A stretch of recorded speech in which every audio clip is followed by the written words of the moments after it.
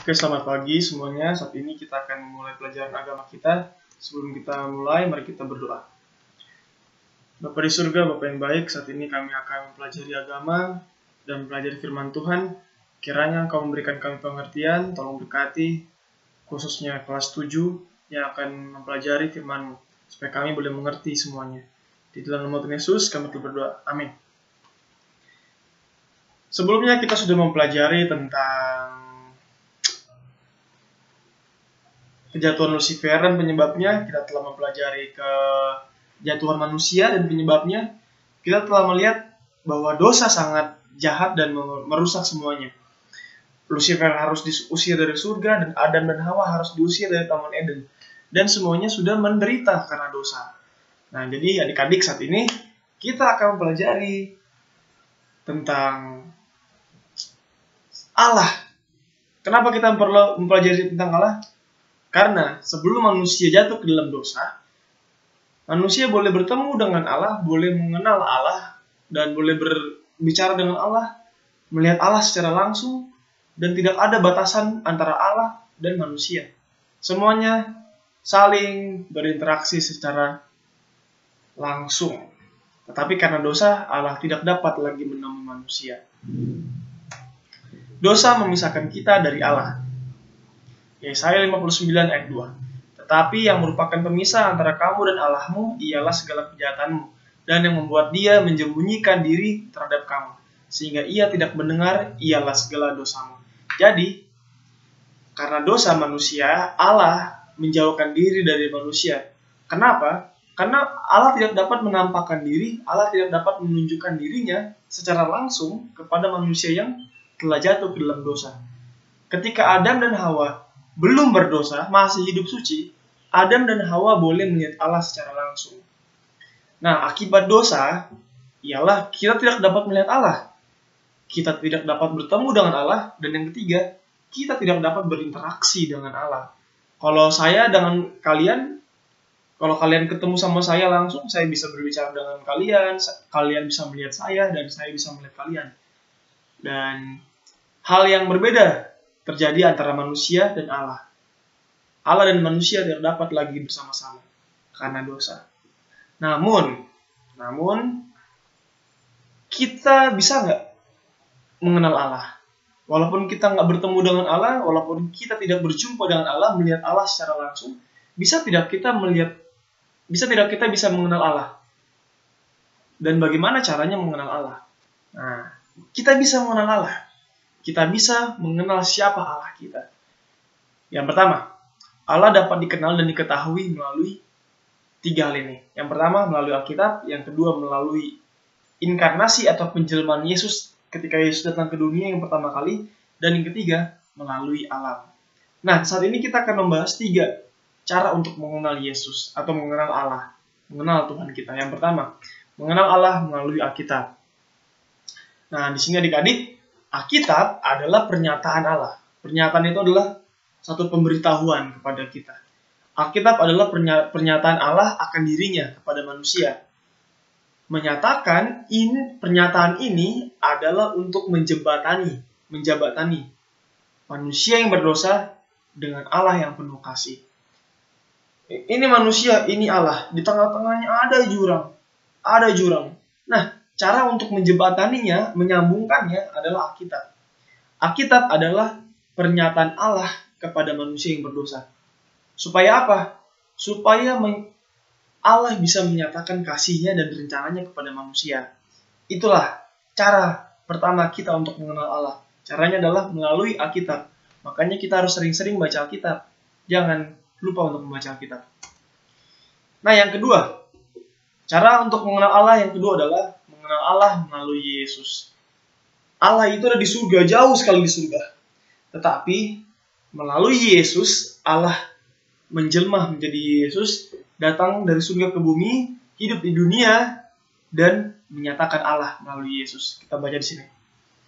Pernyataan kasih Allah yang terbesar melalui pernyataannya yang paling agung, yakni dengan kehadiran Yesus Kristus anaknya itu. Melalui Yesus, kita dapat mengenal Allah, Sang Bapa. Sebagaimana Yohanes mengatakan, Anak Allah telah datang dan telah mengaruniakan pengertian kepada kita, supaya kita mengenal yang benar dan kita ada di dalam yang benar.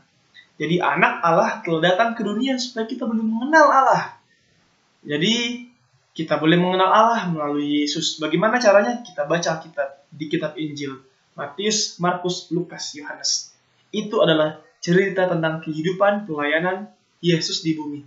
Yaitu Yesus menyatakan Allah kepada manusia di bumi. Yang ketiga, yang pertama kan tadi mengenal Allah melalui Alkitab.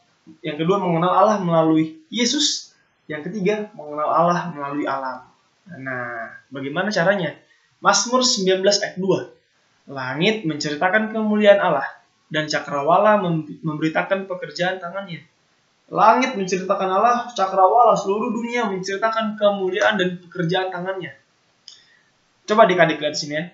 Ketika manusia melihat keteraturan dan kemegahan alam semesta, maka pikiran kita akan melihat keberadaan Tuhan yang mengendalikan segala sesuatunya. Lihat alam semesta ini luas banget.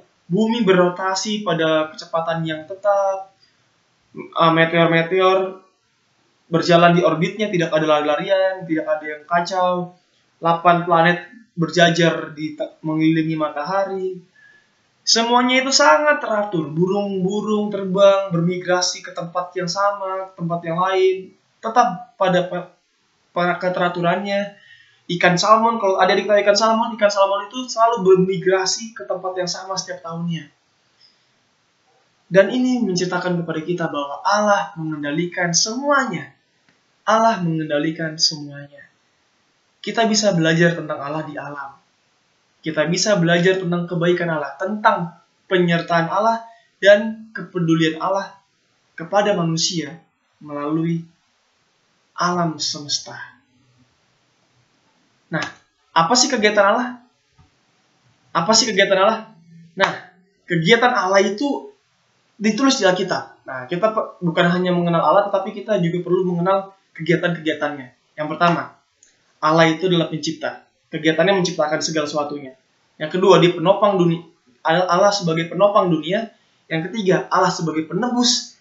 Yang keempat, Allah sebagai orang yang mengangkat beban manusia. Manusia yang berbeban berat, Tuhan yang mengangkat bebannya.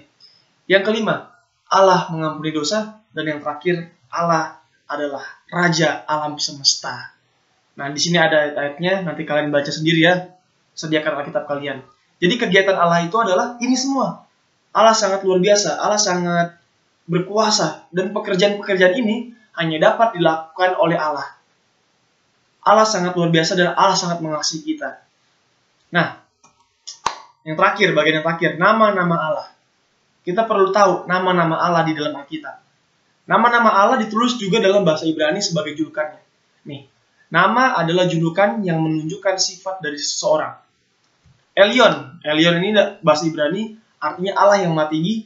Adonai, Tuhan yang menjaga dan pembela. Jehovah Jireh, Allah yang menyediakan. El Gadol, Allah maha besar. El Roy, Allah yang melihat semuanya, melihat kesusahan manusia dan keperluan manusia.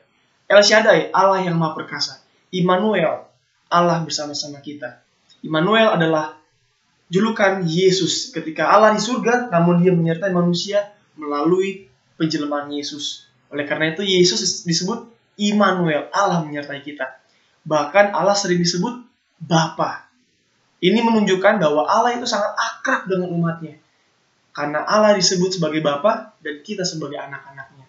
Oleh karena itu, mari kita dekat sama Tuhan, karena Tuhan menganggap kita sebagai anaknya. Kita minta apa saja yang kita perlukan, kita bilang apa saja yang kita ingin katakan kepada Tuhan. Kalau kita sedih, kita datang kepada Tuhan melalui doa, karena Tuhan adalah Bapa kita, Tuhan adalah ayah kita. Jangan malu-malu datang kepada Tuhan. Setiap hari datang kepada Tuhan. Oke, kiranya materi ini boleh menguatkan kita, boleh meningkatkan iman kita, dan kita boleh mengenal siapa Allah itu. Walaupun dunia sudah jatuh ke dalam dosa, namun kasih Allah tetap dinyatakan melalui berkat-berkatnya dan penyertaannya. Tuhan Yesus memberkati kita. Amin.